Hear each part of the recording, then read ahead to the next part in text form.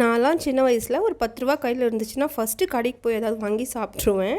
ஆனால் குழந்தைங்க பார்த்திங்கன்னா நல்லா வந்து சேமித்து வைக்கிறாங்க. பட் இப்போ பர்த்டே வந்ததுனால உடச்சாச்சு உண்டியலை. ஸோ டோட்டலாக எவ்வளோ ஆயிடுச்சுன்னு டோட்டல் பண்ணி வச்சுருந்தான். கரெக்டாகவே ரூபா கூட வந்து அப்படி இப்படி ஆகலை.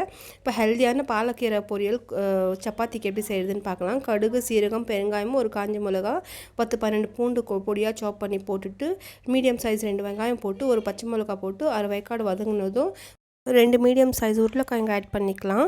அது ஒரு 50% வதங்கினதும் ஒரு பெரிய தக்காளி, உப்பு, மஞ்சள் பொடி, மிளகாய் பொடி, தனியா பொடி ஆட் பண்ணிவிட்டு கொஞ்சமாக கரம் மசாலாவும் ஆட் பண்ணி பச்சை வாசனை போகிற வரைக்கும் நல்லா வதக்கிக்கலாம்.